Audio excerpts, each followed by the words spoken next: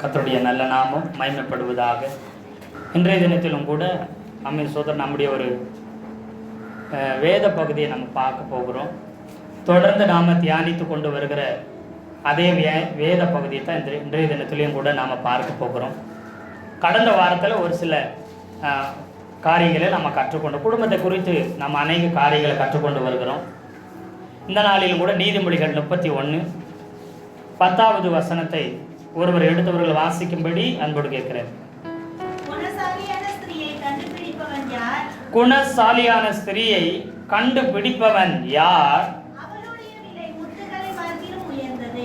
அவளுடைய விலை முத்துக்களை பார்க்கிலும் உயர்ந்தது. அல்லேலூயா, அல்லேலூயா. குணசாலியான ஸ்திரியை கண்டுபிடிப்பவன் யார்? சாலமோன் ஞானி, உலகத்திலே சிறந்த ஞானி. அவனால் கூட குணசாலியான ஸ்திரியை கண்டுபிடிக்க முடியலை. 700 மனைவிகளையும் 300 மறுமனையாட்டிகளும் 1000 பேர் அவன் திருமணம் பண்ணினாலும் ஒரு குணசாலியான ஸ்திரீ அவனால் என்ன செய்ய முடியல. 1000ங்களுக்குள் தேடினாலும் உன்னை போல ஒருவரை கண்டுபிடிக்க முடியாதுன்னு சொல்கிற மாதிரி சாலமோன் அதில் கோட்டை விட்டுட்டார். நல்ல ஆட்சி செஞ்சாபடி அவன் ஆட்சி செஞ்ச 40 வருஷமா தேசத்தில் அமைதியாக இருந்துச்சு, சமாதானம் இருந்துச்சு, ஆசீர்வாதம் இருந்துச்சு, நாடு நல்லா இருந்துச்சு. ஆனால் வீடு சரியில்லாமல் போயிடுச்சு. நிறைய பேர் நாட்டை நல்லா ஆளுவாங்க, ஆட்சி செய்வாங்க, தனக்கு இருக்கிற கீழே இருக்கிறவங்கள பொறுப்புகளில் நம்ம கொடுக்கப்பட்டிருக்கிற அதிகாரத்தில் பதவியில் எல்லாம் சிறப்பாக இருப்பாங்க. ஆனால் வீட்டில் கோட்டை விட்டுருவாங்க. அப்படி ஒரு நாள் என்ன செய்யக்கூடாது, இருக்கக்கூடாது. ஏற்கனவே கடந்த வாரத்தில் ஒரு காரியத்தை பார்த்தோம். அதில் ஒரு சிலதை பார்த்துட்டு நம்ம அப்படி தொடர தேவன் நமக்கு உதவி செய்வாராக. நீதிமொழிகள் 12:4.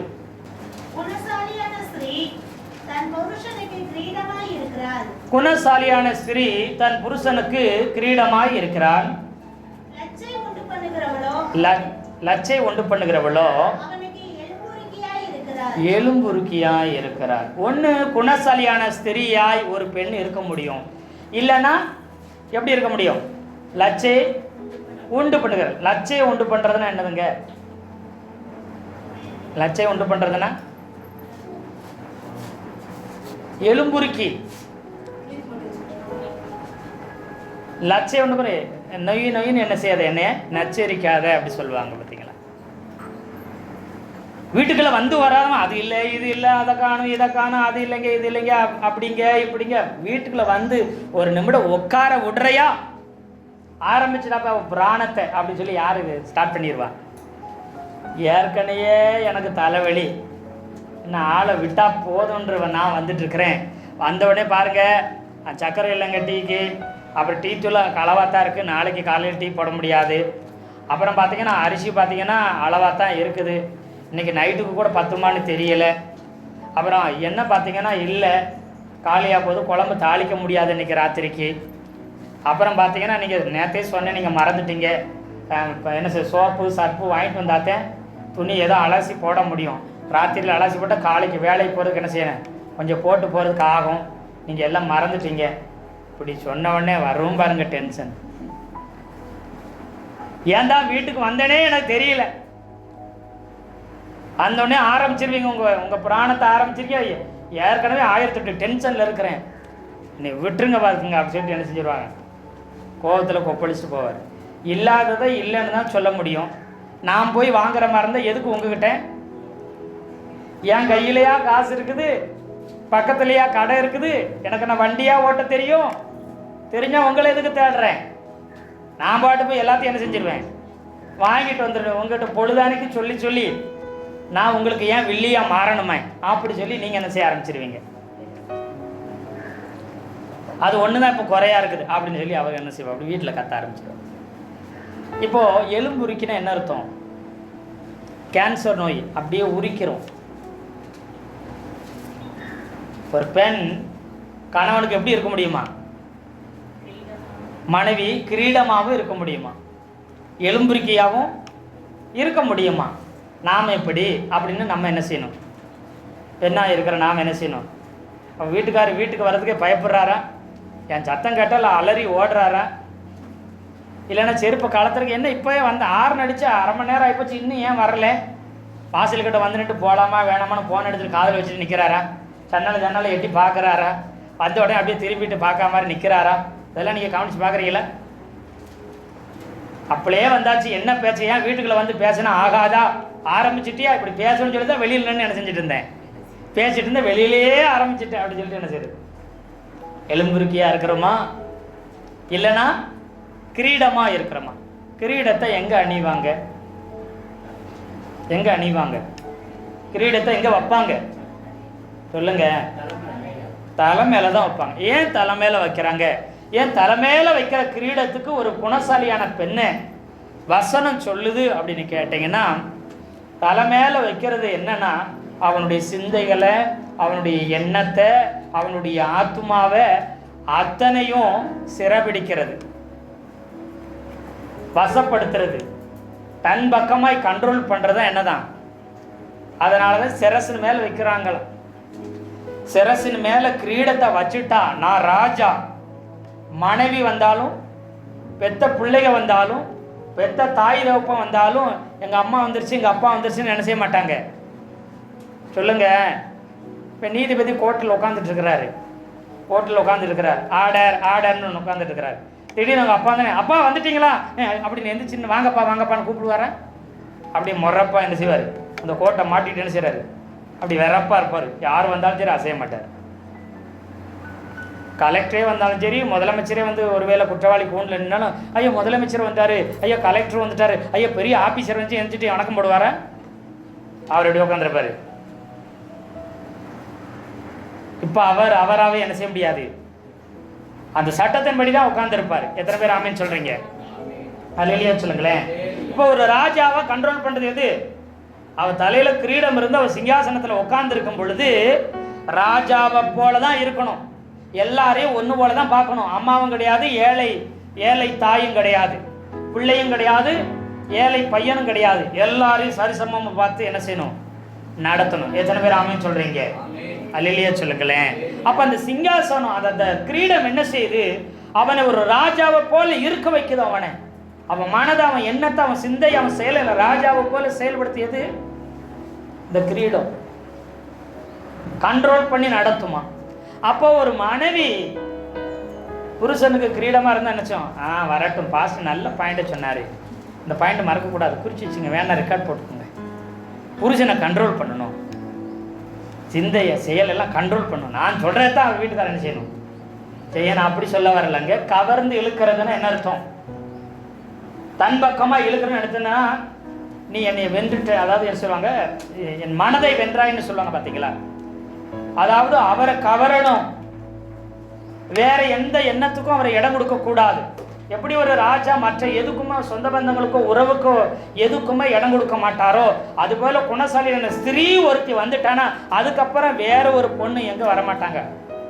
அவர் சிந்தைக்குள்ளேயோ, அவர் கனவுலையோ, அவர் நினைப்புலையோ, அவர் நினைவுலையோ என்ன செய்ய மாட்டான், வர விட மாட்டா. குணசாலியான ஸ்திரீயா இருந்தான்.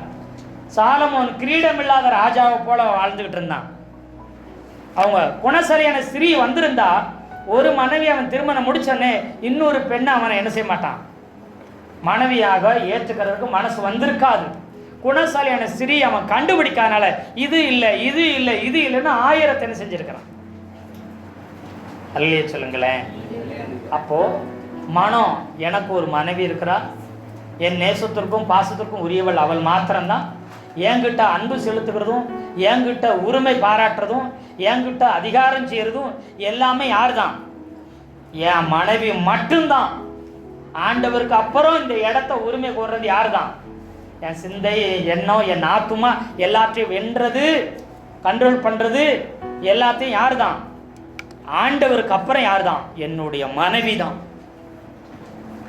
அப்படிங்கிறத ஒரு நாள் என்ன செய்யக்கூடாது, ஆமீ சூத்திரம் மறந்துடக்கூட. அதே மாதிரி யார் இருக்கணும், உங்களை பார்த்து பதறிட்டு ஓடிட்டு, ஐயோ இது மாதிரி ஒரு பெண்ணு எனக்கு மனைவியாக வந்திருக்க கூடாதா, அது மாதிரி ஒரு பெண்ணு வந்திருக்க கூடாதா அப்படின்னு அங்கலாய்க்கிற அளவுக்கு நீங்கள் இருக்கிறீங்களா?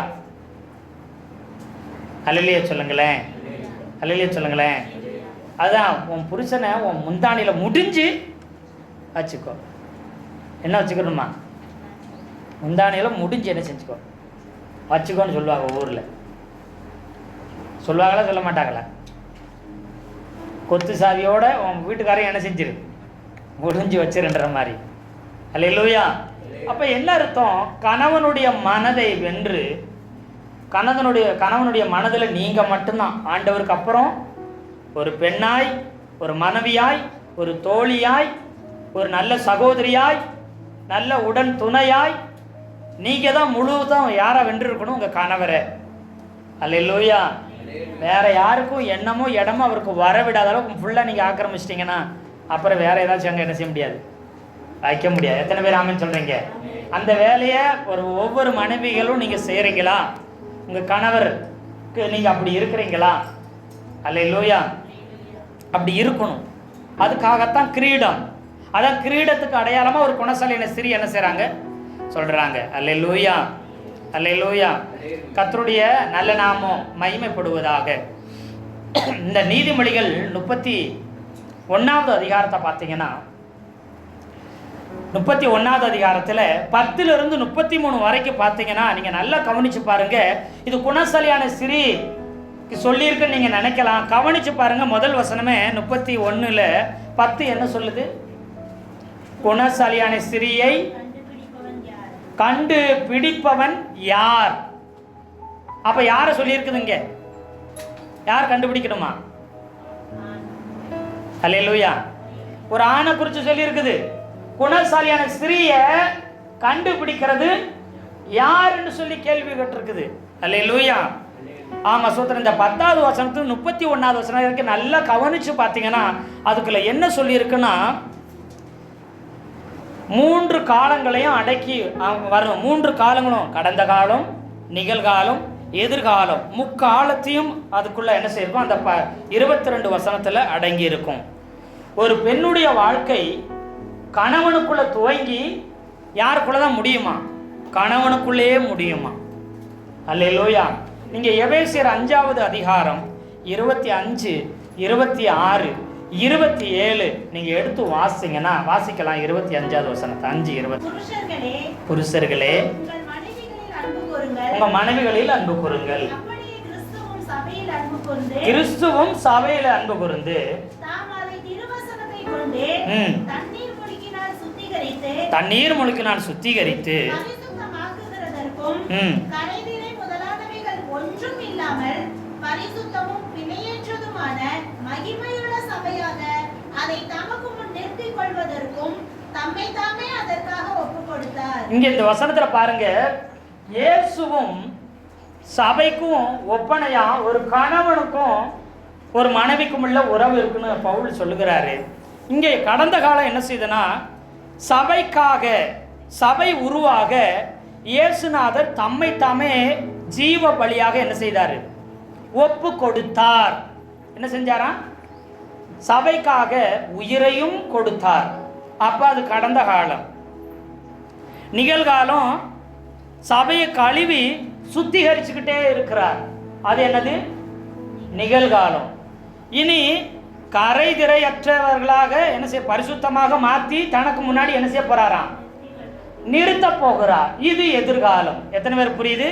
கடந்த காலத்தில் சபைக்காகவே என்ன செய்தார்? தன்னுடைய மனவாட்டிக்காகவே உயிரையும் கொடுத்து ஒப்பு கொடுத்தார். அடுத்து என்ன செய்யறார்? ஒவ்வொரு நாளும் கரை திரைகளை என்ன செய்யறார்? கழுவி சுத்திகரித்துக்கிட்டே இருக்கிறார். அப்புறம் எதிர்காலத்தில் கரை திரை இல்லாமல் பரிசுத்தமாய் நிறுத்த போகிறார்.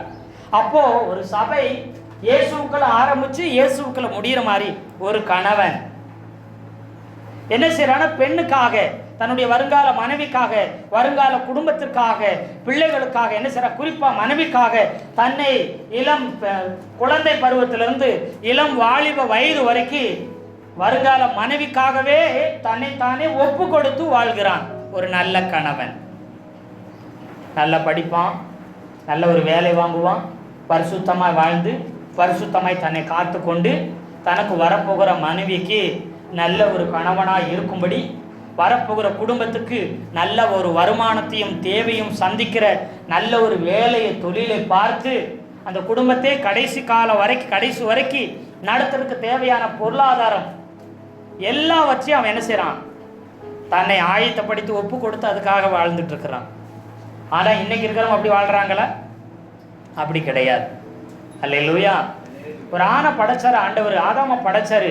படைச்சவனே அவனுக்கு ஒரு தோட்டத்தை கொடுத்து, அவனுக்கு ஒரு வேலையை கொடுத்து, அந்த தோட்டத்தை பண்படுத்தி காத்து ஒன்று வரப்போகிற உன் மனைவிக்கும் உன் சந்ததிக்கும் என்ன செய்யணும்?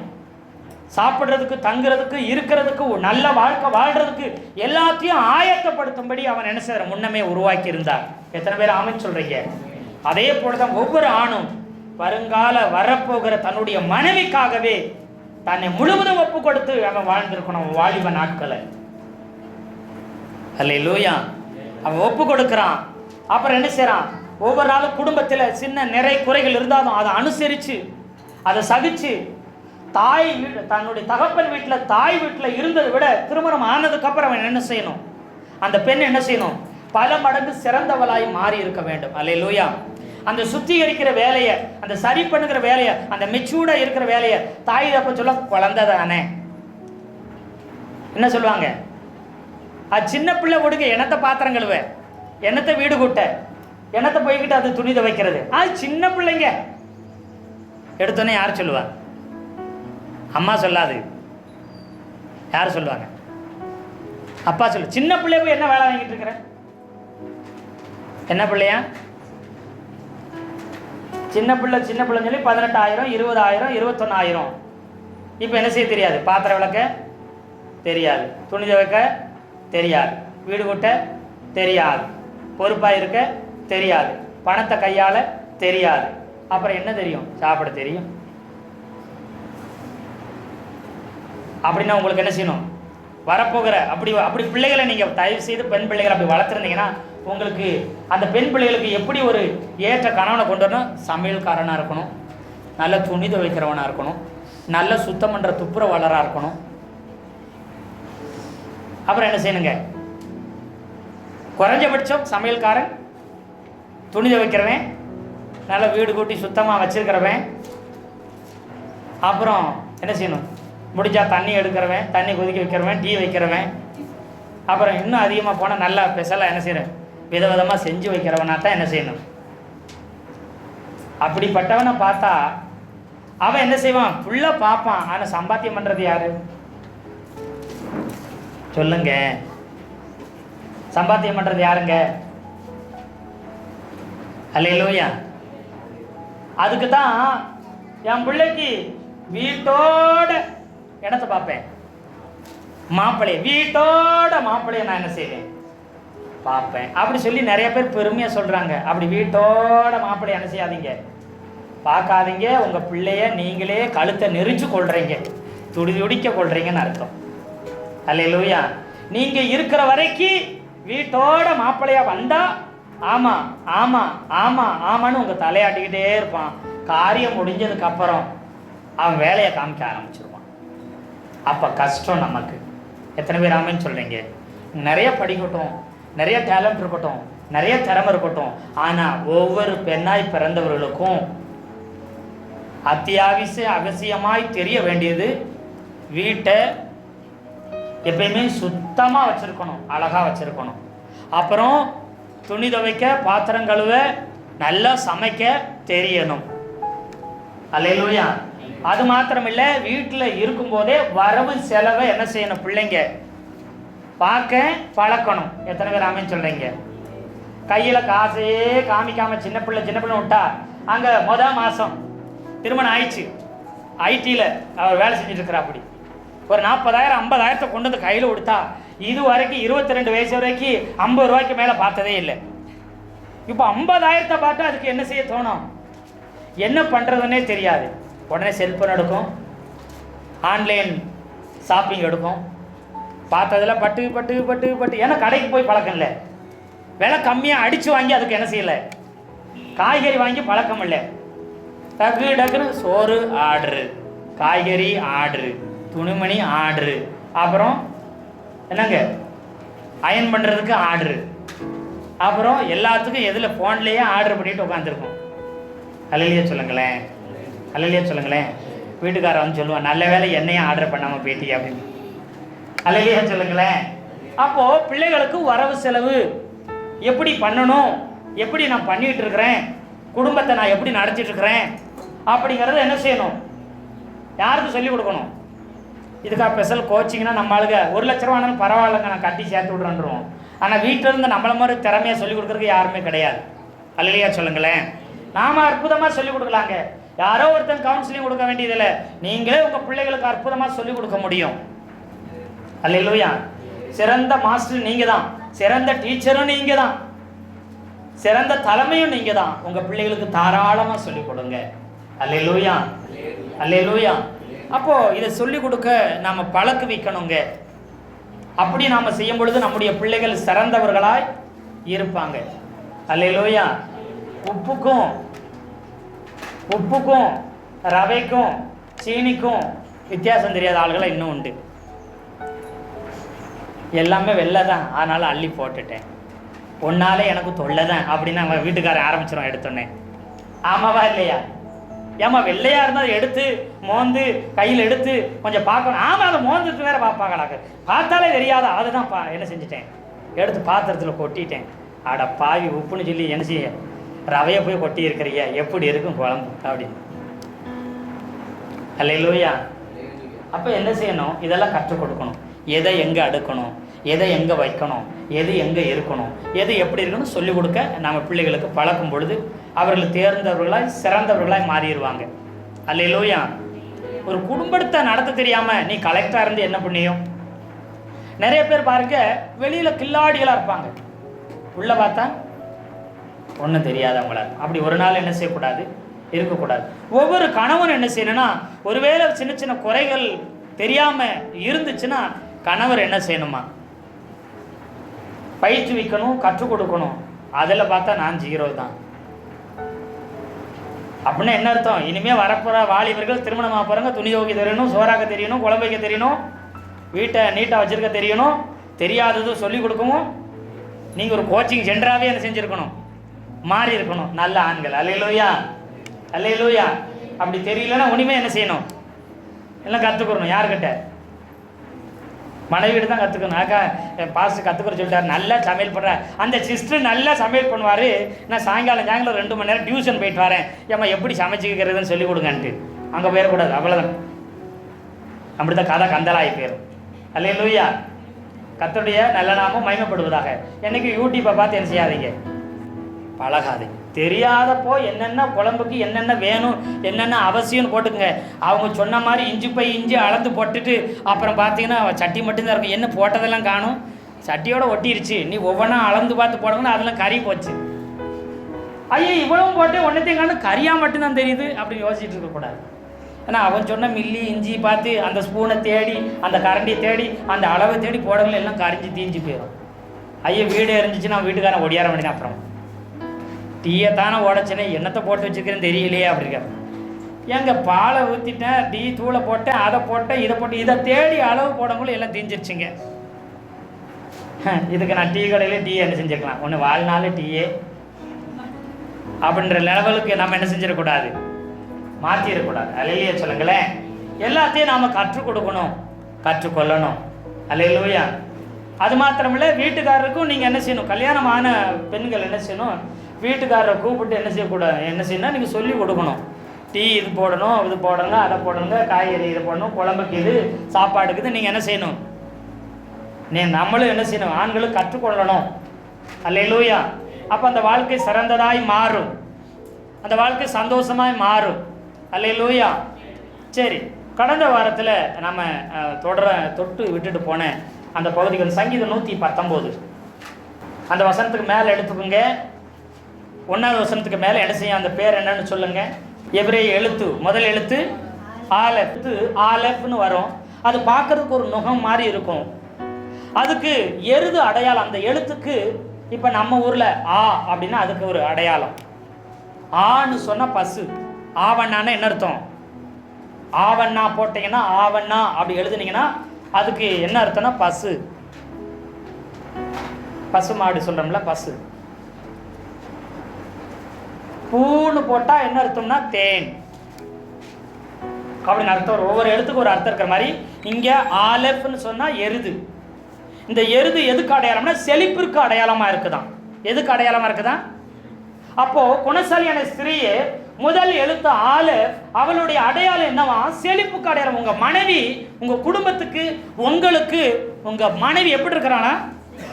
செழிப்புக்கு அடையாளமா இருக்கிறானா? பாஸ்டர் நீங்க போய் நல்லா பிரசங்கம் பண்ணீங்க, இது வரைக்கும் நல்லா தான் போச்சு, போய் செழிப்புக்கு அடையாளம்ன்றீங்க. பரிசை காலி பண்றது யாரு தான்? திருவிழா வந்துடக்கூடாது, நோன்பு வந்துடக்கூடாது, தள்ளுபடி வந்துடக்கூடாது, எதுவும் வந்துடக்கூடாது. பரிசை காலி பண்றது யாரு தான்? சொல்லுங்க. பரிசை காலி பண்றது நீங்க. செழிப்புக்கு அடையாளம் பிரசங்கத்தை வேற பண்றதுக்கு இது ஒரு வாரம் உட்காந்து பிரசங்கத்தை எடுத்துட்டு வந்துட்டாரு. பொறுங்க வர்றேன். அல்லேலூயா, அல்லேலூயா. எப்படி செழிப்புக்கு அடையாளம்? ஒரு மனைவி வந்துட்டான், அவள் செழிப்புக்கு எப்படி அடையாளம்? அவள் விலை மதிக்க முடியாதவள். ஏன்னா குணசாலியான ஸ்திரியை கண்டுபிடிப்பவன் யார்? அவளுடைய மதிப்பு எப்படி இருக்குதான்? முத்துக்களை பார்க்கலும் விலையேறப்பட்டதா இருக்கிறது. அல்லேலூயா. அப்போ ஒரு சிலர் சொல்லுவாங்க, எருதுன்னா என்ன அர்த்தம்? எருதுக்கு இன்னொரு பேர் என்ன? காலை. ஒரு சிலர் நினைப்பாங்க, வீட்டில் போய் சொல்லுவாங்க, பார்த்தியா போன வாரம் பாஸ்ட் ஆரம்பித்தார், பார்த்தியா குணசாலியான ஸ்திரீ, அதாவது மனைவி, பெண்கள்லாம் மாடு மாதிரியா. எப்படி மாடு மாதிரின்னு சொன்னா? நான் சொன்ன உனக்கு கோவம் வருது, பாசி பிரச்சனை பண்ணார்ல கேட்கல அப்படின்னு பாயிண்ட் எடுத்து வரக்கூடாதுங்க. தப்பாக எடுத்துக்கிட்டு நீ வாட தப்பாக அங்கே வில்லங்கத்தை எடுத்துக்கிட்டு கூடாது வீட்டில் போய். என்ன அர்த்தம்னா, அந்த காலத்தில் ஆடு மாடுகளையும் மிருக ஜீவன்களும் சொத்துக்களாக நினைச்சாங்க. காடு தோட்டம் விவசாயங்கள் நிறைய இருந்துச்சு. அதில் அந்த காலத்தில் என்னன்னா, காளை மாடு, மாட்டு வண்டி, ஏற்புட்டி விழுகிறதுக்கு ஜோடி காளைகளை வச்சிருந்தா அவங்க பெரிய பணக்காரங்க. இந்த காலத்தில் ரொம்ப குக்கிராமத்தில் ஒரு டிராக்டர் வச்சிருந்தா அவங்க யாரு?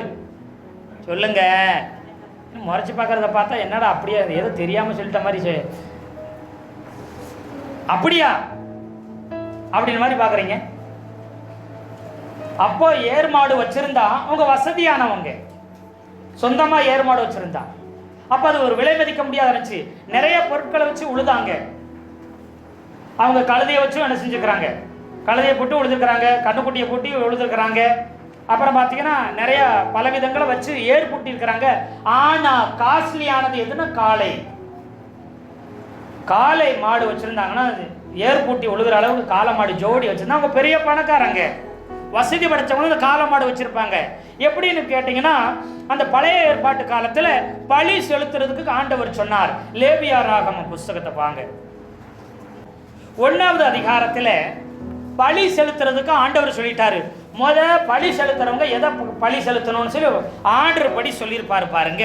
ஏன்னா வசதி படைச்சவங்க காளை மாடை கொண்டு வந்து கோயில் என்ன சர்ச்சில் என்ன செய்வாங்க?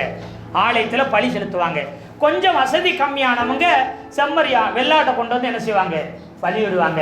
அதுக்கு கொஞ்சம் வசதி கம்மியானவங்க செம்மறியாடை கொண்டு வந்து என்ன செய்வாங்க? பலி செலுத்துவாங்க. அதுக்கும் வசதி கம்மியானவங்களை என்ன செய்வாங்கன்னா காட்டு புறாவை என்ன செய்வாங்க? கொண்டு வந்து பலி செலுத்துவாங்க. அதுக்கும் வழி இல்லாதவங்க புறா குஞ்சுகள் என்ன செய்வாங்க? அல்லையே சொல்லுங்களேன்.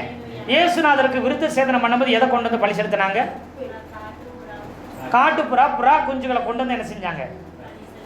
அவங்க காலையே கொண்டு வர அவங்களுடைய வசதிக்கு ஏற்பதாக என்ன செய்யறாங்க? பலி செலுத்தினாங்க. லேவியராகம புஸ்தகம் 1வது அதிகாரத்தில் 3வது வசனத்தை வாசிங்க. அவன் செலுத்துவது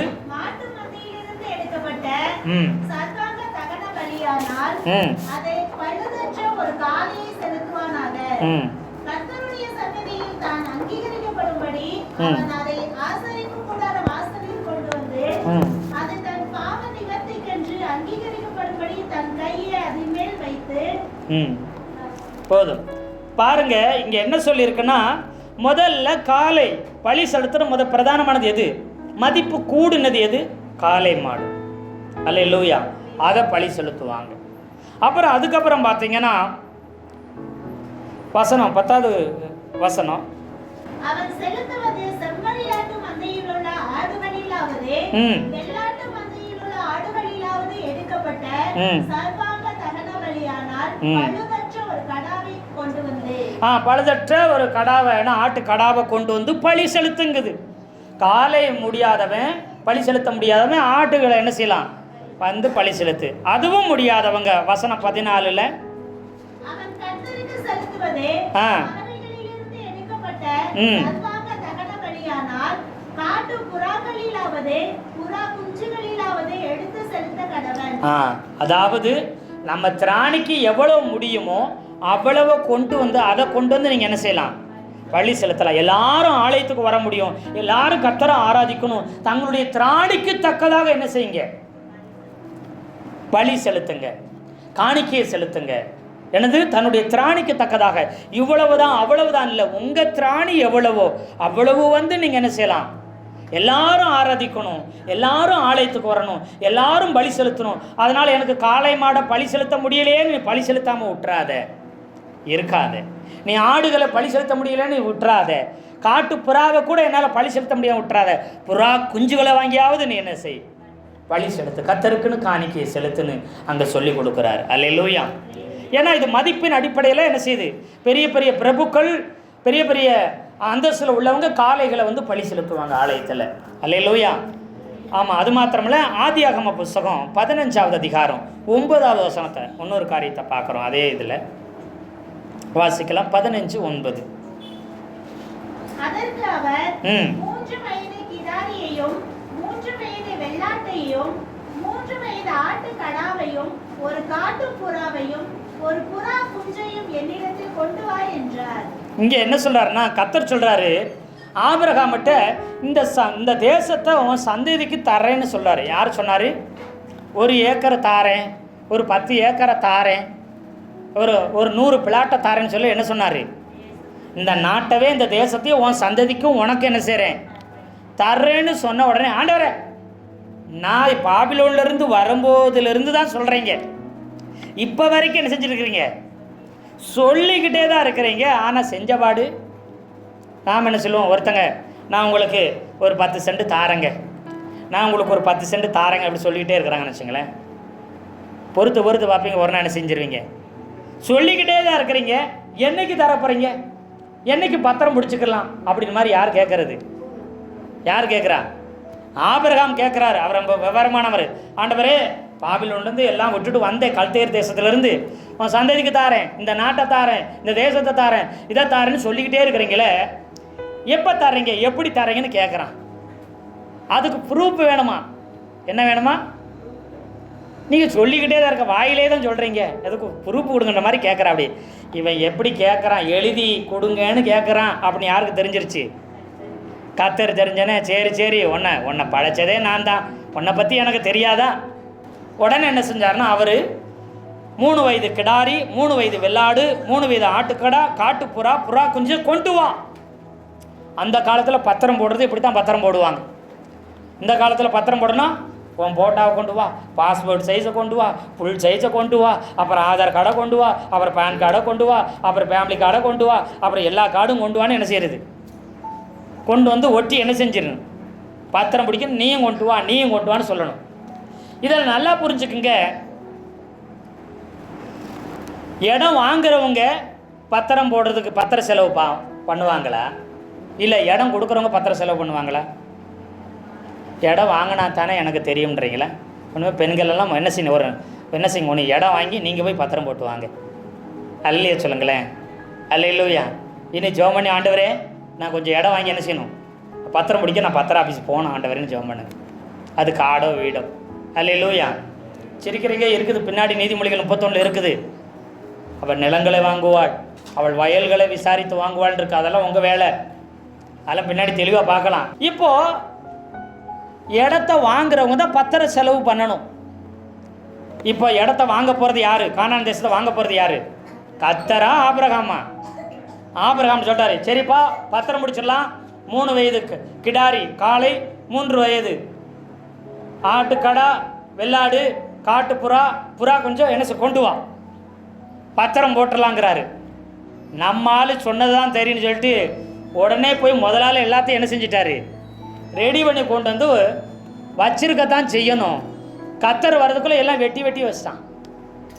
என்ன அர்த்தம்? பத்திரத்தெல்லாம் டைப் பண்ணி வச்சிட்டான். நம்ம பாச சொன்னோம்னா பிரிண்ட் பண்ணி வச்சிட்டான். அவர் வந்து கையெழுத்து மட்டும் போட்டால் போதுன்ற மாதிரி உட்காந்துட்டு இருக்கிறான். அவன் விவரமாக அந்த வேத பகுதியில் கொண்டு வான்னு தான் சொன்னார், வெட்டி வையினா சொன்னார். அந்த வசனத்தை திரும்ப வாசிங்க.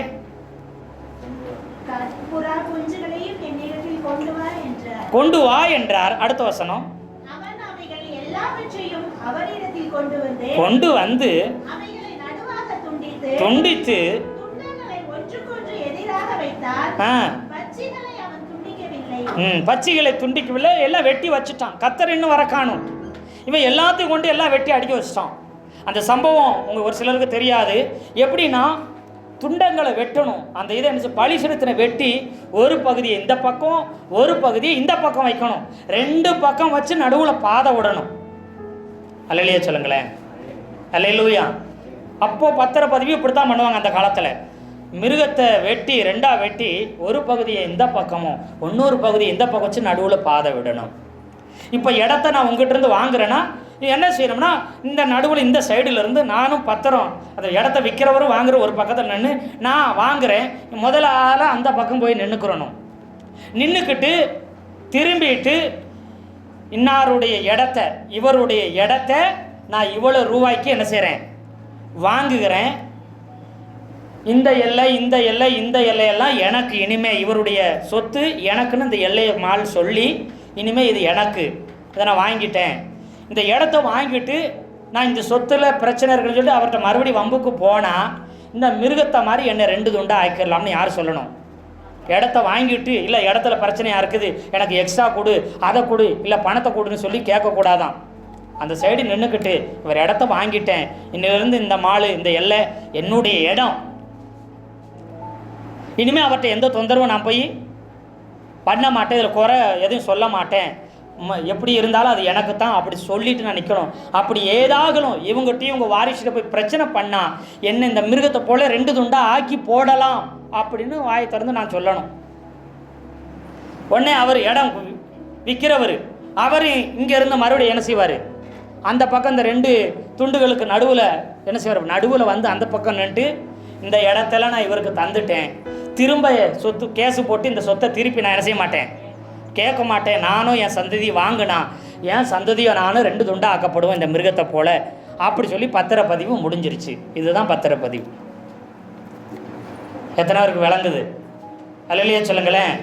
ஆனால் நம்ம ஆள் என்ன செய்கிறாருன்னா முதல் நாளில் வெட்டி வச்சுட்டு ரெடியாக நிற்கிறாரு. ஏன்னா வாங்குறது குடுக்குன்னு ஓடி அங்கே போய் நின்று இந்த எல்லையை இத்தனை ஏக்கரை என் கண்ணுக்கு தெரிகிற அளவுக்கு இதை நான் ஆண்டவர்கிட்ட வாங்கிக்கிறேன்னு சொல்கிறதுக்கு ரெடியாக இருக்கிறான். ஒருவேளை அவர் மனசு மாறிட்டா என்ன செய்யுது? அதனால் வெட்டி ரெடியாக வச்சிட்டான்.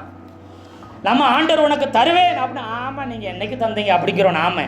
ஆனால் ஆபிரகாம் தருவேன்னு சொன்னால் எல்லாம் ரெடி பண்ணிட்டு போய் உட்காந்துருக்காரு. ங்கிறதுக்குலாம் ஓடிடுவார். அவ்வளோ அவசரமாக இருந்தார் வாங்குறதுக்கு. நம்ம கர்த்தர் இந்த வருஷத்தில் உன்னை வாழாக்கம் ஆக்குவார் யாரையாச்சும் தலையாக்குவாராக இருக்கும் அப்படின்ட்டு என்ன செய்கிறோம்? நம்ம வாக்கு தத்துவத்தை சுதந்திரிக்கிறதுக்கு, ஆசீர்வாதத்தை வாங்குறதுக்கு, நன்மைகளை வாங்குறதுக்கு நம்ம படு சோம்பேறிகளாக இருக்கிறோம். ஆபிரகாம் அந்த 85 வயசில் அவ்வளோ சுறுசுறுப்பாக இருந்தா. அப்படி எல்லாத்தையும் ஒரே மனுஷனை வெட்டி வச்சுக்கிறாரு பாருங்க. ஆளை கூப்பிட்டா செஞ்சார். எவனும் வந்தால் எதுக்குன்னு கேட்டால் அவன் பங்கு கேட்டுட்டா என்னதுக்கு? வேண்டாம் நானே பார்த்துக்கிறேன் அப்படின்னு எல்லாத்தையும் 3 என்ன செய்கிறாரு, எத்தனை 3 வயது கடாரி காளை, 3 வயது வெள்ளாடு, 3 வயது ஆட்டுக்கடா, காட்டுப்புறா, புறா குஞ்சு எல்லாத்தையும் ஒரே மனுஷனை வெட்டியிருக்காரு. 85 வயசில் வெட்டி வச்சுட்டு ரெடியாக இருக்கிறாரு. ஆண்டவர் ஆபிரகாமே இருந்தாலும் அப்படி ஓடிட்டு ஆண்டவரே எல்லாமே எனக்கு தான் அப்படிங்கிறான்று. ஆனால் ஆண்டவர் பார்த்தாரு, இவன் அவசரத்தை பார்த்தா இவன் ஆண்டவர் எனக்கு நிறையா வேண்டாம், இப்போ இருக்கிற கொஞ்சம் வேலையாட்கள் இருக்கிறாங்க, கொஞ்சம் ஆடு மாடு இருக்குது, எனக்கு இந்த கால்வாசியை கொடுங்க, இவ்வளோ கொடுங்கன்னு சொல்லிட்டா என்ன பண்ணுறது? முழு தேசத்தோட எல்லை யாருக்கு தெரியாது? ஆபிரகாமுக்கு தெரியாது. அந்த கானான் தேசத்தோட எல்லை தெரியாது. அவன் ஏதோ ஒரு ஓரத்தில் ஒரு கால்வாசி கூட சுத்தலை. அவன் போய் அவன் சுத்தின எல்லையெல்லாம் எனக்கு தாங்கன்ட்டு முடிஞ்சு வச்சு உடன்படிக்கை, அவ்வளோதான், மாற்ற முடியாது. அப்போ முக்காவாசி நாடு யாருக்கு போகிறது? இவன் என்ன கதை கந்தலாக்கி விட்டுருவான், இவன் கொலை போட்டுருவான்ட்டு ஆண்டவர் அவருக்கு அயர்ந்த நித்திரையை வர வச்சாருன்னு இருக்கு. என்ன வந்துருச்சு? அயர்ந்த நித்திரை வந்து தூங்கிட்டான். கர்த்தர் பார்த்தார், இவன் கண்ணை விழிக்கிறதுக்குள்ளே எங்கிட்டு போயிடுவோம். அவர் அந்த 2 துண்டுகளுக்கு நடுவில் அக்கினி என்ன செய்யுமா பாருங்க, புகையும் சூளையில் நடுவில் அக்கினி ஊடே செல்வார்னு இருக்கும். ஆதியாகமத்தில் அந்த 15 பாருங்க, பின்னாடி 15வது அதிகாரத்தில் 17 வாசிங்க. சூரியன் அஸ்தமித்து காரில் உண்டான பின்பு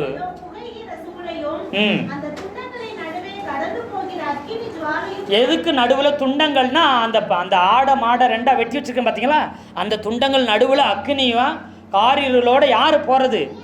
அவ்வளோ பெரிய தேவன் அந்த சின்ன இதுக்குள்ளே போக முடியாதுனால அக்னியா என்ன செய்கிறாரு, உள்ளே என்ன செய்கிறாரு, கடந்து அந்த பக்கம் போயிட்டாரு. ஆக்சுவலி யார் முன்னாடி போகணும்?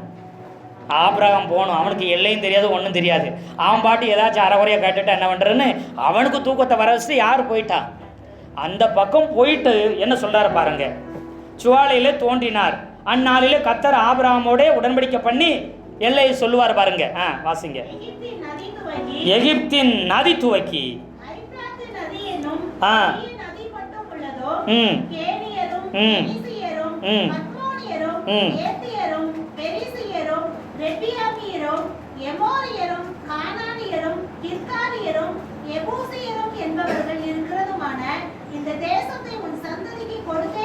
யாரு சொல்றது எல்லைய?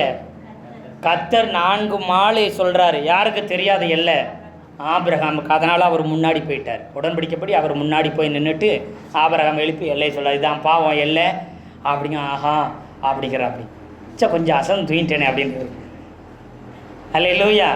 நிறைய பேர் சொல்கிறாங்க ஆபிரகாம் தூங்குனதுனால தான் அவங்க சந்ததி 400 வருஷம் எகிப்தில் அடிமையாக இருக்குன்னு சொல்லி தெரியாமல் என்ன செய்கிறாங்க பண்ணுறாங்க. ஆனால் அயர்ந்த நித்திரை வர வச்சதே கர்த்தர். அல்லேலூயா, அல்லேலூயா. நாம் நினைக்கிறது கொஞ்சங்க, நாம் கர்த்தர்ட்ட கேட்குறது கொஞ்சம். எத்தனை பேர் ஆமேன்னு சொல்கிறீங்க? ஆனால் அவர் கொடுக்க நினைக்கிறது. அல்லேலூயா. அதான கதை சொல்லுவாங்கல்ல, இந்த ஒரு சின்ன பிள்ளை அம்மாவோட கடைக்கு சாக்லேட்டு கடைக்கு போச்சான்.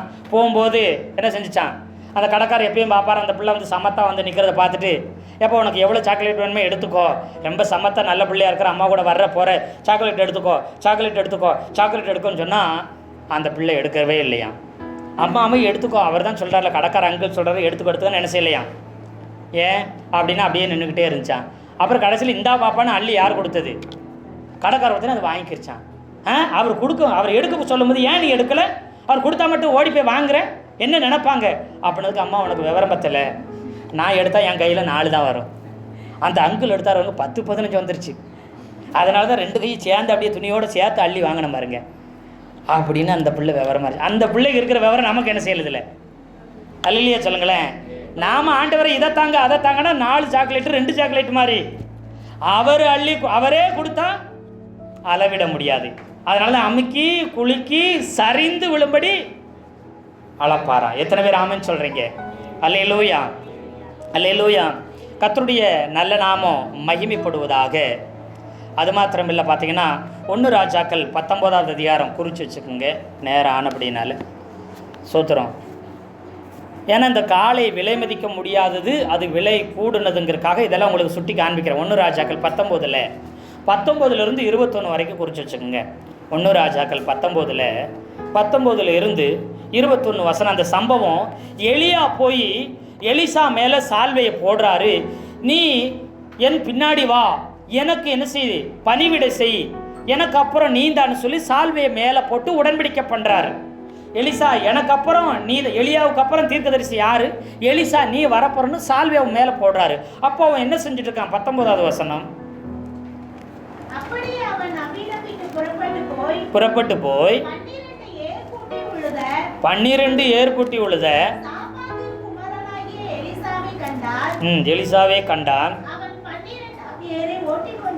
பாருங்க, ஒரு ஏர் மாடு வச்சிருக்கானே பெரிய பணக்காரன்.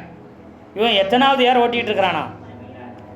12வது ஏர் ஓட்டிகிட்டு இருக்கான்னு எவ்வளோ பெரிய பணக்காரன்னு பார்த்துக்குங்க. அதுக்கு தான் அந்த ஏர் மாடு, அவன் ஏர் உழுதான், அந்த மாடெல்லாம் வச்சு என்ன செய்கிற ஆண்டவர் எழுதி வைக்கிறார். அவன் பெரிய பணக்கார வசதி படித்தவன். எலியாவுக்கு பின்னாடி வந்த எலிசா சாதாரணமானவன் கிடையாதுங்கிறக்கா அதை எழுதி வைக்கிறாரு. எத்தனை பேர் ஆமேன்னு சொல்கிறீங்க? அப்போ எலியா அனுசர சால்வி போட்டார். இப்போ உடனே எலிசா சொல்கிறாரு, நாம் எலியா பின்னாடி ஓடுறாரு. 20வது வசனத்தில் ஓடி, நான் என் தகப்பனையும் என் தாயையும் முத்தம் செய்ய உத்தரவு கொடும், அதற்கு பின்னாடி உண்மை என்ன செய்கிறேன், பின் தொடர்வேன்னு சொன்ன உடனே எலிசா சொல்ல, சரி போயிட்டு வான்னு தானே சொல்லணும். வாசிங்க. அதற்கு அவன், போய் திரும்பி வா, நான் உனக்கு செய்ததை என்ன செஞ்சாரு? சால்வியை போட்டார். போய் அப்பா அம்மாட்ட போய், நான் இந்த மாதிரி ஊழியத்துக்கு போகிறேன், என்ன செய்ய போகிறேன், ஆண்டவருக்கு பணி செய்ய போகிறேன், மிஷினரியாக போகிறேன், ஊழியக்காரனாக போகிறேன், தீர்க்கதரிசியாக போகிறேன், ஊழியம் செய்ய போகிறேன்னு 12ஆம் ஏற பூட்டின பணக்கார பையன் போய் அப்பா அம்மாட்ட சொன்ன என்ன சொல்லுவாங்க? போயிட்டு வாடா, சாமியாராக போயிட்டு வா. நம்ம ஒரு பாசையில் சொன்னா, சாமியாரா நல்ல பேருக்கு சமூக சேவை செய்கிறதுக்கு போயிட்டு வா அப்படி சொல்லுவாங்களா? உனக்கு சம்பாத்தியம் பண்ணி இவ்வளோ சொத்து சேர்த்து வச்சு சும்மா இருந்தோம் சோம்பேறி ஆயிடுவேன்னு 12வது யாராச்சும் சும்மா பிடிச்சி உழுதுட்டு அலைன்னு சொல்லி உன்னை விட்டா நீ எதுவுமே வேணாட்டு எங்கே வரேன்? ஊழியக்காரனாக போகிறான், ஊழியம் செய்ய போகிறானா? ஊழியம் செய்யறதுக்கெல்லாம் 1000 பேர் இருப்பாங்க. நீ ஊழியத்துக்கு எவ்வளோ வேணால் கொடு, ஆனால் நீ ஊழியக்காரன் நினச்சாத போகாதன்னு சொல்லி என்ன செய்வாங்க?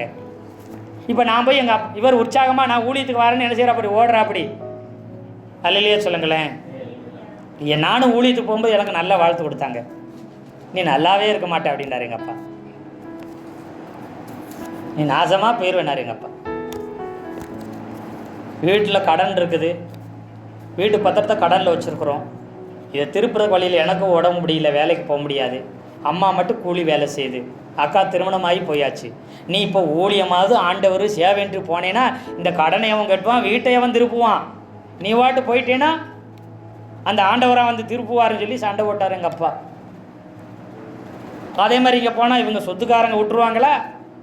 அதனால சொல்கிறார் போயிட்டு திரும்பி வா. என்ன சொல்கிறார்? போய் திரும்பி வா. ஆனால் என்னத்தை நினச்சிக்கோ, என்ன செய்தேன்? சால்வையை போட்டு எனக்கு அடுத்து நீ தான் ஊழியக்காரன், எனக்கு சிசிய பிள்ளை அப்படிங்கிறத மறந்துடாத. போய் வீட்டில் போய் ஆசையை காட்டி அதை காட்டி இதை காட்டி என்ன செஞ்சுருவாங்க? சாது சுந்தர் சிங் ஐயாவை என்ன செஞ்சாங்க? இந்த இயேசுநாதரை விட்டுரு, வீடு நிறைய உனக்கு தங்கத்தை என்ன செய்கிறான், விலை மதிக்க முடியாத பொருளை தரேன், நீ விரும்பின நீ திருமணம் பண்ணக்கூடிய எதிர்பார்த்த அந்த பெண்ணை உனக்கு மனமுடிச்சு வைக்கிறோம், உனக்கு வீடு நிறைய என்ன செய்கிற சொத்துக்களை எழுதி தரோம், உனக்கு அதை தார இதை தார, இயேசு விட்டுரு, அவருடைய இதையும் விட்டுருன்னு சொன்னாங்க. ஆனால் அவர் கேட்கவே இல்லை. அவருக்கு மருந்தெல்லாம் கொடுத்துட்டாங்க. சாப்பாட்டில் ஒரு நாள் வாப்பா இப்படி கஷ்டப்படுறியா, நல்ல சாப்பாடு சாப்பிட்டுக்க மாட்டேன்னு வீட்டுக்கு கூப்பிட வச்சு சோத்தில் விஷத்தை கலந்து கொடுத்துட்டாங்க. பெத்த தாய் தகப்பனே, அவ்வளோ வசதி உள்ளார் அவர். அதை சாப்பிட்டு போனால் என்ன செய்யுது? நான் ஆண்டவருக்கு தான் ஊழிச்சு, நீ இப்படி சொல்லுவேன்னு தெரியும், அதனால தான் சோத்தில் உனக்கு என்னத்தை கலந்துட்டோம், விஷத்தை கலந்து வச்சோம். அந்த ஆண்டவர்னு போய் இங்கே இதவே நீ அவமானப்படுத்துறியான்னு சொல்லி மருந்து வச்சுனாங்க. ஆனாலும் போய் அவர் ஜெபம் பண்ணி ஒரு சில உதவி நிமித்தம் அவர் பிழைத்தார். அல்லேலூயா. அப்போ எலிசாடு சொல்லார், டேய் போகிறது சரி, உன் மேலே சால்வை விழுந்தது தான், இன்னொருத்த மாற்றலாம் முடியாது, என்ன செஞ்சிடணும் வந்துடனோடனே சரிங்கன்னு சொல்லி அவர் போய் ஏர் மாடு இருந்தால் தானே திரும்பி வருவன்னு எதை அடிக்கிறார்? ஏர் மாடுகளை காலையை அடித்து சமைச்சு எல்லாத்துக்கும் விருந்து வச்சுட்டு நான் ஊழியத்துக்கு போகிறேன்னு சொல்லி என்ன செஞ்சிட்டாரு? திரும்பி வந்துட்டார். விட்டதை திரும்பி அவர் போய் என்ன செய்யலை? பிடிக்கலை. எத்தனை பேர் ஆமேன்னு சொல்கிறீங்க? அப்போ காலைங்கிறது விலை உயர்ந்தது, ஒரு கோடீஸ்வரர்களை வச்சிருக்கிறது, விலை மதிக்க முடியாதது. அப்போது ஒவ்வொரு கணவனுக்கும் ஒரு குணசாலியான ஸ்திரீ யாரு? விலை மதிக்க முடியாதவள். ஏன் முத்தை வச்சு அவங்க பேசியிருக்கிறாங்கன்னா, அந்த காலத்தில் பார்த்தீங்கன்னா அதிகமாக மக்கள் நகையை விரும்பினாங்க. இந்த பழைய ஏற்பாடு காலத்தில் நகைக்கு அவ்வளோ முக்கியம் இருந்துச்சு. இன்றைக்கும் தெருவுக்கு போனீங்கன்னா 7 என்ன கடை, ஜுவல்லரி கடை இருக்குது. பத்தாக்குறைக்கு போதாததுக்கு என்ன கடையும் இருக்குது, கவரிங் கடையும் குமிச்சு வச்சுக்கிறாங்க. நாங்களும் ஜலச்சவங்கல்ல, தங்கம் வாங்க முடியாத என்ன செய்யுங்க, கவரிங்காவது வாங்கி போட்டுக்கணும் என்ன செய்கிறாங்க. கடைகள் நிறைய ஏராளம் தாராளம் இருக்குது. ஏன்னா அந்த நகையோட மதிப்பு அவ்வளோ விலை உயர்ந்தது. அதனால தான் விலை மதிக்க முடியாதது நகை விலை உயர்ந்தது. அப்போ ஒரு பெண்ணை என்ன செய்கிறாங்க, ஒரு குணசாலியான ஒரு நல்ல ஒழுக்கம் இல்லை, நல்ல மானமில்ல ஒரு நல்ல பெண்ணை எதுக்கு ஒப்பிட்டு சொல்கிறாங்க? முத்துக்கு ஒப்பிட்டு சொல்கிறாங்க. அல்லேலூயா, அல்லேலூயா. ஆனால் நாம் எப்படி பார்க்குறோம்? கல்யாணம் முடிக்கிறதுக்கு முன்னாடி எப்படி பார்க்குறோம்? அவருடைய மதிப்பு என்ன சொல்கிறாங்கன்னா, வேத பண்டிதர்கள் ஆராய்ச்சியாளர்கள் என்ன சொல்கிறாங்கன்னா, எல்லா நகைக்கடையில் இருக்கிற நகையை ஒன்றா வந்து சேர்த்தாலும், பூமிக்கு அடியில் இருக்கிற அத்தனை சுரங்கங்களையும் தோண்டி எடுத்து தங்கம் வைரம் வைடூரியத்தை நீங்கள் குவிச்சாலும் அது எல்லாவற்றையும் பார்க்கலும் விலை உயர்ந்தவள் யாராம்? குணசாலியான ஸ்திரீயா. நீங்கள் நினைக்க தம்மா தொண்டு முத்தையும் தம்மா தொண்டு ஒரு 4 1 செயினையும் பார்த்துட்டு இதை விட அப்படி கிடையாது.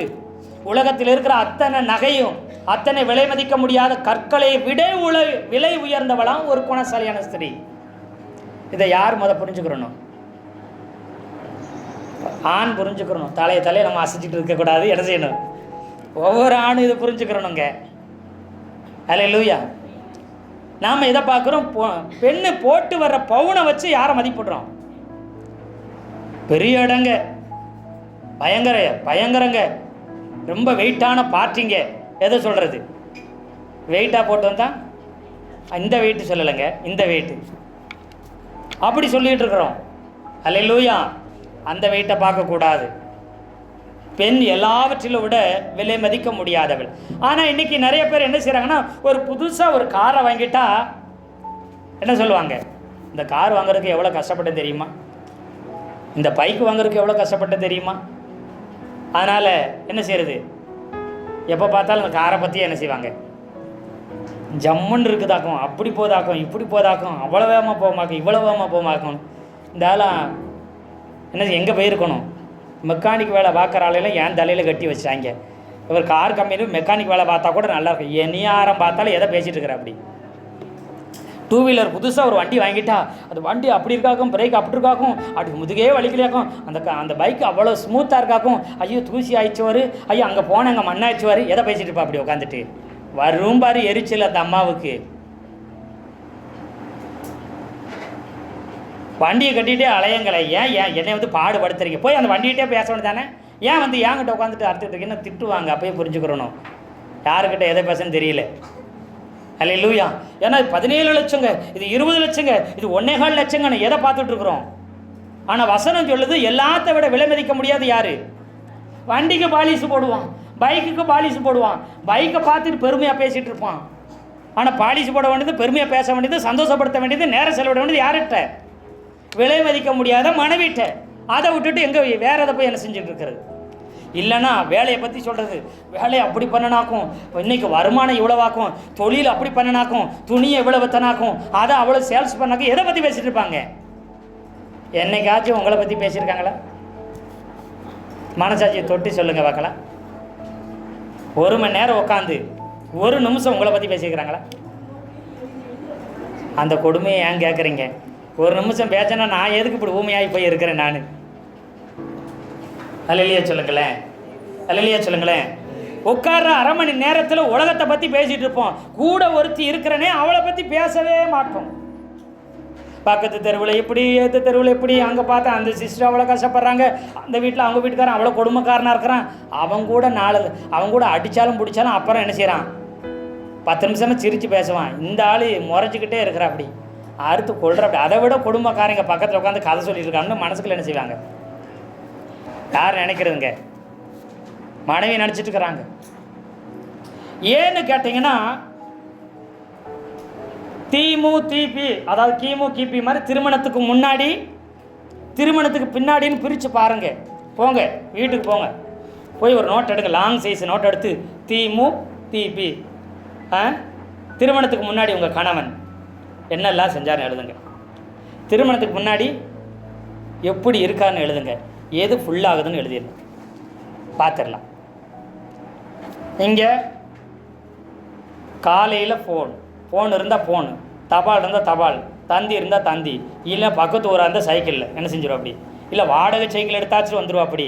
அதுக்கும் வழி இல்லைன்னா கையில் காசு இல்லைன்னா ஃப்ரெண்டா இடே நீ தாண்டா சைக்கிள் வச்சுருக்காரு எப்படியாச்சும் வாடா கேட்ட, சும்மா போயிட்டு வரலாம்டா, சும்மா எதுக்கடா வர, சும்மாவாச்சும் போயிட்டு வரலாம், அதுக்கு வழியில் கூடவாச்சும் வாடா நடந்து போயிட்டு வரலாம் அப்படி சொல்லி என்ன செய்யுது, கூப்பிட்டு போய். இப்போ தான் ஃபோன் இருக்குது, காலையில் ஒரு எஸ்எம்எஸ், அப்புறம் ஒரு மிஸ்கால், அப்புறம் ஒரு கால், அப்புறம் ஒரு என்ன செய்யுது அப்படியே விட்டுட்டு, அப்புறம் சாப்பிட்டியா, தூங்குனியா, எஞ்சியா, அப்புறம் என்ன பண்ணுற, அப்புறம் என்ன அட பாவி 5 நிமிஷம் கூட ஆகலை, இப்போ தான் ஃபோன் பண்ணி வச்சுட்டு ஹலோ என்ன பண்ணுற, அப்புறம் என்ன அப்புறமா, இப்போ தான் கட்டாக வச்சு அதுக்குள்ள அப்புறங்கிற, லூஸ் ஆகிடுச்சா என்ன அப்படி சொல்லி டென்ஷன் கூட ஆயிடுவாங்க.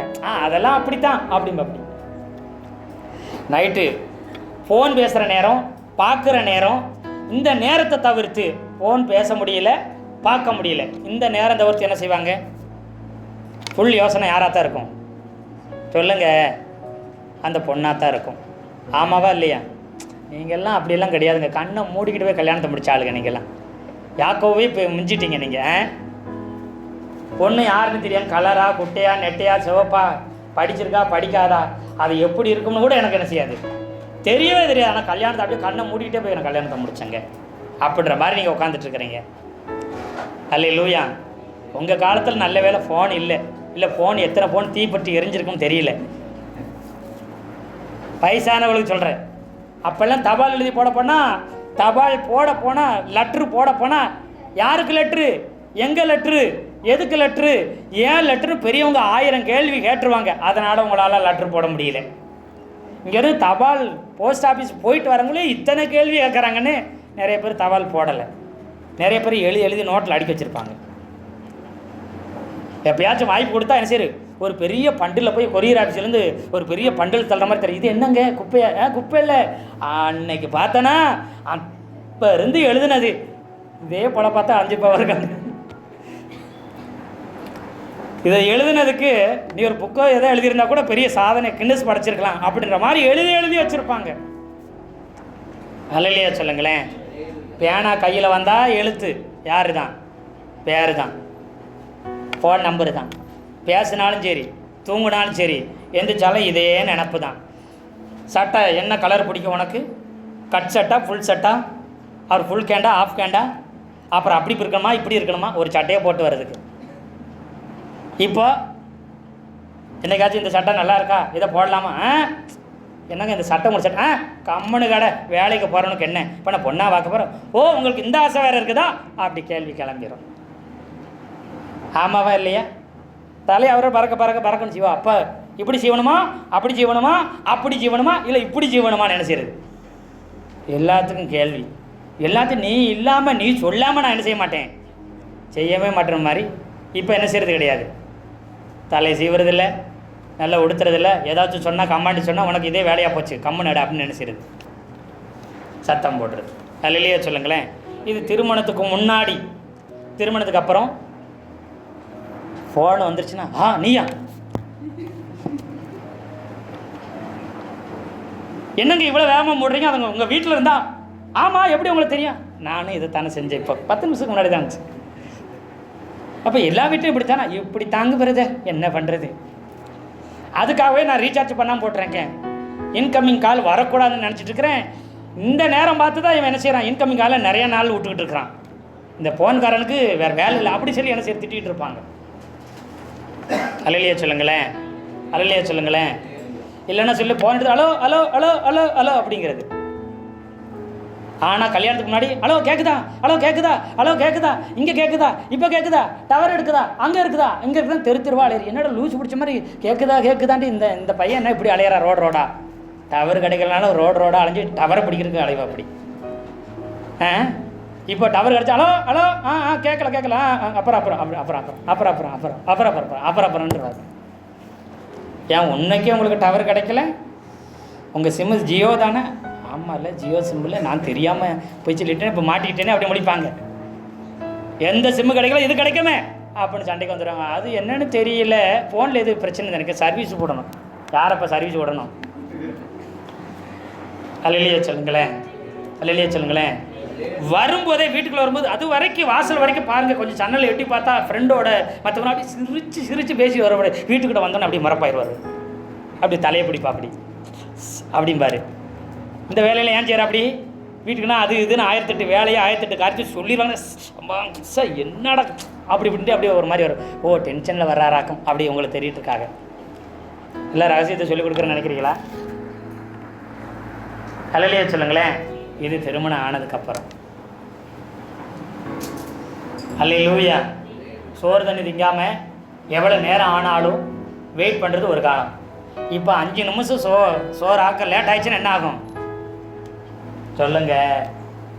அதான் தீபி போய் கோடு போட்டு கணவர் மாதிரி என்ன செய்யுங்க, நான் முன்னாடி எப்படி இருந்தேன், பின்னாடி எப்படி ஆகிட்டேன், இல்லை எப்படி இருக்கிறேனா அப்படின்னு பாருங்கள், லிஸ்ட் எடுங்க. ஒவ்வொரு பெண்களும் என்ன செய்யுங்க, திருமணமான தாய்மார்கள் நீங்கள் என்ன செய்யுங்க, சகோதரிமாருங்க ஒரு கோடை போடுங்க. அங்கிட்டு இங்கிட்டு என்ன செய்யுங்க, வேறுபாடு முன்னுக்கு பின்னுக்கும் உள்ள வேறுபாடை பாருங்கள். பார்த்து என்ன செய்யுங்க, அடுத்த வாரம் என்ன செய்ய கரெக்ஷன் பண்ணி கொண்டு வாங்க. நான் பார்க்க மாட்டேன், நீங்களே பார்த்துக்கணும். அல்லேலூயா, அல்லேலூயா.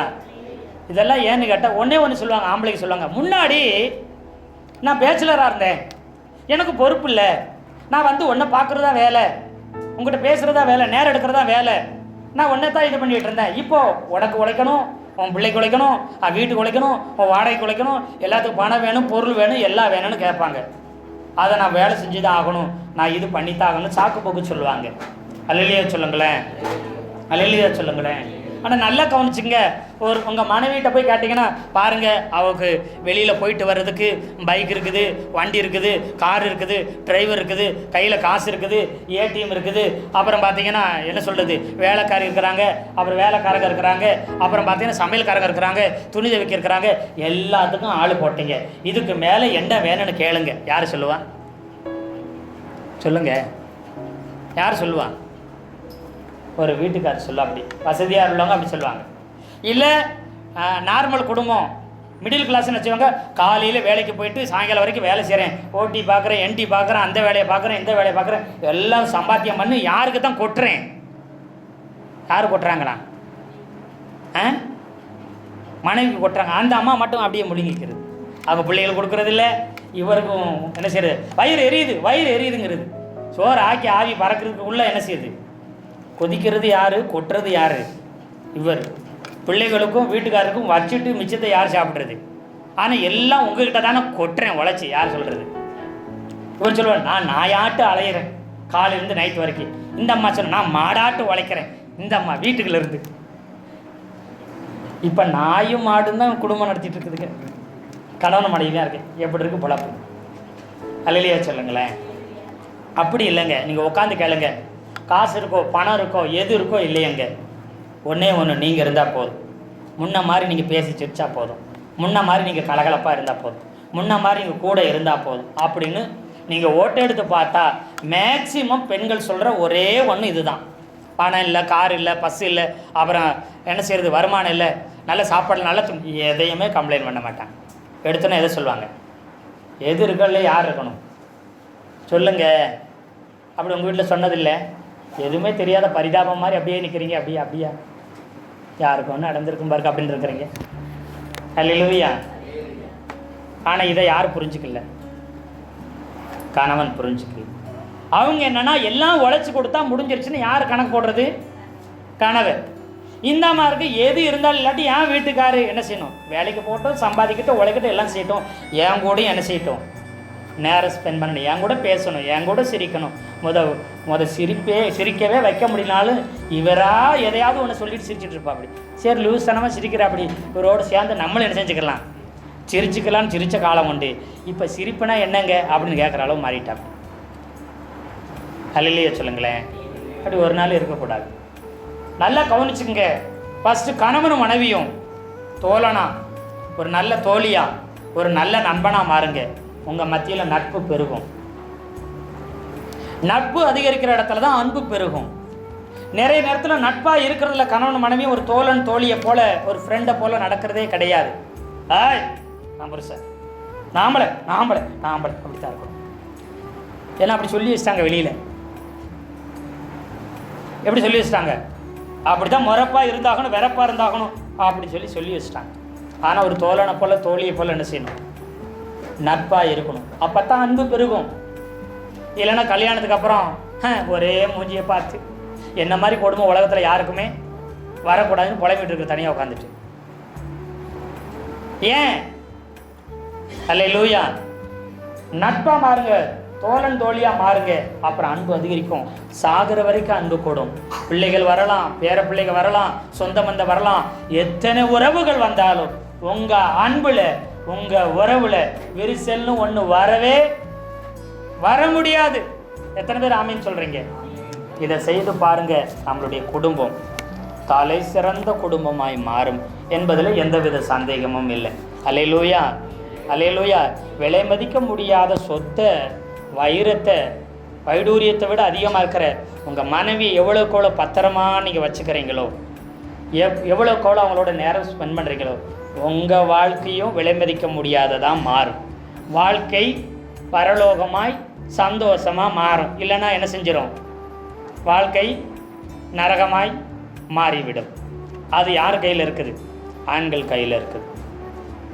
குணசாலியான சிறிய பிரசங்கம் மாட்டேன்னு சொல்லிவிட்டு எங்களை இன்னும் பாடுபடுத்திட்டீங்க. நாங்கள் பெண்களை குறித்து தானே பண்ணுங்க. நேற்று போன வாரத்தில் பெண்கள் ஒரு காளை மாடு மாதிரி, அப்படியே மாடு மாதிரி சொல்லி ஆரம்பித்தா, அப்படி நல்லதாக தான் சொல்லுவார்னு வந்தால் எல்லாமே பாயிண்ட் எங்களுக்கு என்ன செஞ்சிருச்சு? திரும்பிருச்சேன்னு நினைக்கிறீங்களா? 2 பேருக்கும் இது பொருந்தும். எத்தனை பேர் ஆமேன்னு சொல்கிறீங்க? புரிஞ்சுக்குங்க. விலை மதிக்க முடியாதது பெண்கள். உங்கள் மனைவி தான். கர்த்தர் தாமே இந்த வார்த்தைகளை கொண்டு நாம் ஒவ்வொருத்தரையும் ஆசீர்வதிப்பாராக. ஆமேன், ஆமேன், ஆமேன்.